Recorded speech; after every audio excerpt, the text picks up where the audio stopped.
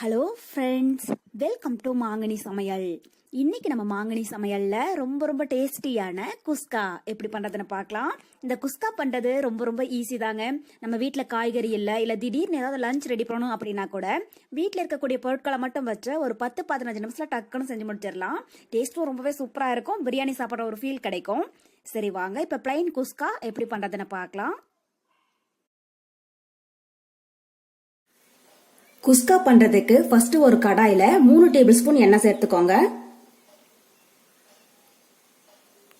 கூடவே ஒரு 2 table spoon நெய் சேர்த்துடலாம்.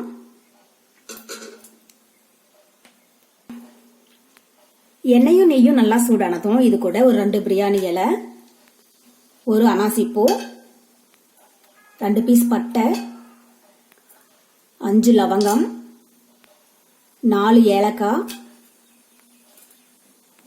கூடவே சின்னதா ஒரு ஜாதிபத்திரி சேர்த்துடலாம். ஜாதிபத்திரி அதிகமா சேர்க்க வேண்டாங்க, ஒரு சின்ன பீஸ் சேர்த்தீங்கனாலே போதும். இது இருந்தா சேர்த்துக்கோங்க, இல்லைனாலும் பரவாயில்ல. இப்போ இது லைட்டா கலர் மாறு. கூட 3 பெரிய வெங்காயம் நல்லா மெலிசா நீளமா கட் பண்ணி வச்சிருக்கேங்க, அதெல்லாம் சேர்த்துடலாம். நான் பெரிய சைஸ்ல 3 பெரிய வெங்காயம் எடுத்திருக்கேன். சின்னதா இருந்துச்சுன்னா 4 அளவுக்கு சேர்த்துடுங்க. இப்ப வெங்காயம் உள்ள சேர்த்துட்டு இதை லைட்டா வதக்கிடலாம்.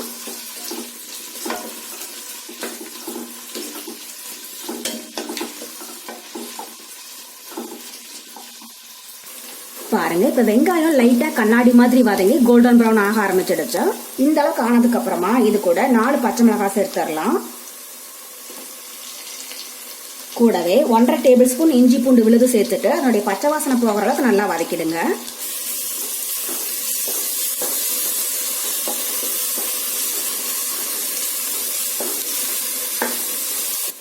பாருங்க, இப்ப இஞ்சி பூண்டுடைய பச்சை ஸ்மெல் போக நல்லா வதங்கிடுச்சு.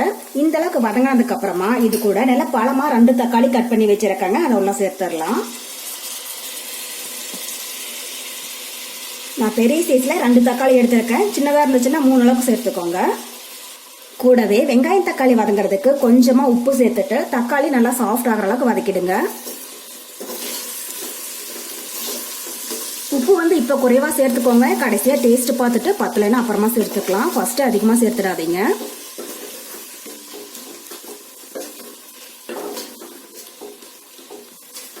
பாருங்க, இப்ப வெங்காயம் தக்காளி நல்லா சாஃப்டா வதங்கிடுச்சுங்க. இந்த அளவுக்கு நல்லா வதங்கினதுக்கு அப்புறமா இது கூட நம்ம மசாலா பொருள் எல்லாம் சேர்த்துடலாம். காரத்துக்கு 2 டீஸ்பூன் மிளகாய் தூள். நம்ம ஏற்கனவே பச்சை மிளகாய் சேர்த்திருக்கிறதுனால மிளகாய் தூள் உங்க காரத்துக்கு தகுந்த அளவுக்கு சேர்த்துக்கோங்க. நான் 2 டீஸ்பூன் அளவுக்கு சேர்க்கிறேன். கூடவே 1 டீஸ்பூன் தனியாத்தூள், 1 டீஸ்பூன் கரம் மசாலா. இந்த கரம் மசாலா நான் ஃப்ரெஷ்ஷா வீட்டில் அரைச்சது தாங்க. அதோட ரெசிபி லிங்க் கீழே டிஸ்கிரிப்ஷன் பாக்ஸ்ல இருக்கிறேன். தேவைப்பட்டா எப்படி பண்ணுறதுன்னு செக் பண்ணி பார்த்துக்கோங்க. கரம் மசாலா அவசியம் குஸ்காவுக்கு சேர்க்கணும் அப்படிங்கிறது கிடையாதுங்க. இருந்தா சேர்த்துக்கோங்க, இல்லைனாலும் பரவாயில்லை.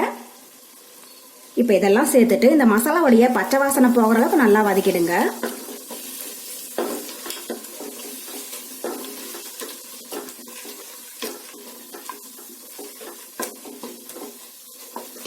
பாருங்க, இப்ப மசாலாவுடைய பச்சை ஸ்மெல் போக நல்லா வதங்கிடுச்சுங்க.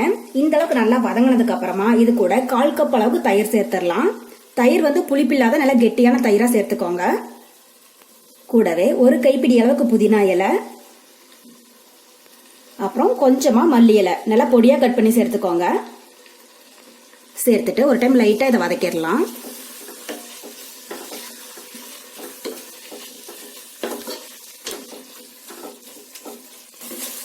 பாருங்க, இப்ப மசாலா பொருள் எல்லாம் நல்லா வதங்கி எண்ணெய் பிரிஞ்சு வர ஆரம்பிச்சிடுச்சுங்க. இப்ப இது கூட 4 கப் அளவுக்கு தண்ணி சேர்த்துடலாம். நான் இந்த கப்ல 2 கப் அரிசி அளந்து எடுத்தேங்க. 2 கப் அரிசிக்கு 4 கப் அளவுக்கு தண்ணி சேர்த்துக்கோங்க. அளவு சரியா இருக்கும்.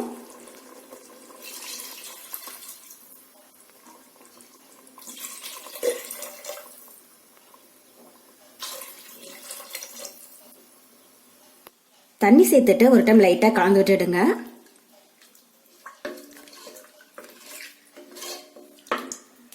இப்ப கடாயோடைய மூடி போட்டு மூடி வச்சிடலாங்க. மீடியம் ஹீட்ல ஒரு 5 நிமிஷம் இருக்கட்டும். தண்ணி நல்லா கொதிச்சதுக்கு அப்புறமா நம்ம அரிசி சேர்த்துடலாம். ஒரு 5 நிமிஷம் இருக்கட்டும்.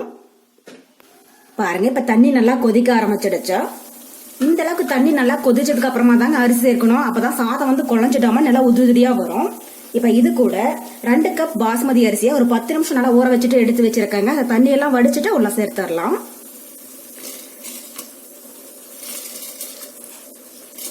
நம்ம பாசுமதி அரிசியில தான் குஸ்கா செய்யணும் அப்படிங்கிறது கிடையாதுங்க. ரெகுலரா செய்யற சாப்பாட்டு அரிசியில கூட செய்யலாம். டேஸ்ட் வந்து ரொம்பவே நல்லா இருக்கும். சாப்பாட்டு அரிசியில செய்யறதா இருந்தா அரிசியை வந்து 1/2 மணி நேரம் அளவுக்கு ஊற வச்சிடுங்க.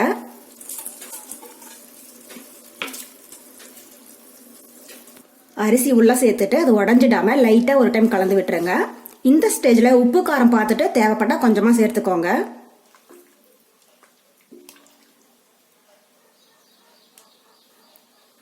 இப்போ உப்பு குறைவா இருக்குங்க. நான் இன்னும் கொஞ்சமா உப்பு சேர்க்கிறேன். ஃபர்ஸ்ட் நம்ம வெங்காயம் தக்காளி வதங்கறதுக்கு தான் அளவா உப்பு சேர்த்தோம். இப்போ டேஸ்ட் பார்த்துட்டு கடைசியா தேவையான அளவு சேர்த்துக்கோங்க. உப்பு சேர்த்துட்டு ஒரு டைம் லைட்டா கலந்து விட்டுறலாம்.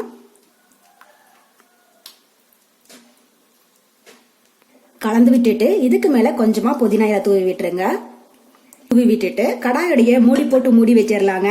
மீடியம் ஹீட்ல 10 நிமிஷம் இருக்கட்டும். 10 நிமிஷத்துக்கு அப்புறமா எப்படி இருக்குன்னு பார்க்கலாம். ஸ்டவ் வந்து மீடியம் ஹீட்லயே இருக்கிற மாதிரி பாத்துக்கோங்க.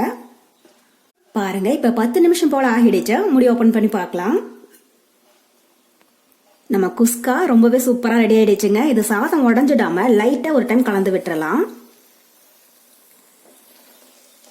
பாருங்க, சாதம் கொஞ்சம் கூட குழையவே இல்லை. ஒன்னோடு ஒட்டாம நல்லா உதிரி உதிரியா ரொம்பவே சூப்பரா வந்திருக்கு. இதே நீங்க குக்கர்ல செய்யறதா இருந்தா மீடியம் ஹீட்ல வச்சு ஒரு விசில் வேக விட்டீங்கனாலே போதும். நல்லா சாஃப்டா வெந்து வந்துடும். கடாயில செய்யறதா இருந்தா மட்டும் 10 நிமிஷம் வேக விட்டுருங்க.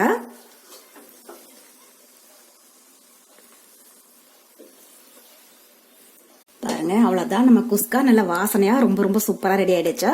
இந்த ஸ்டேஜ்ல நம்ம ஸ்டவ் ஆஃப் பண்ணிடலாம்.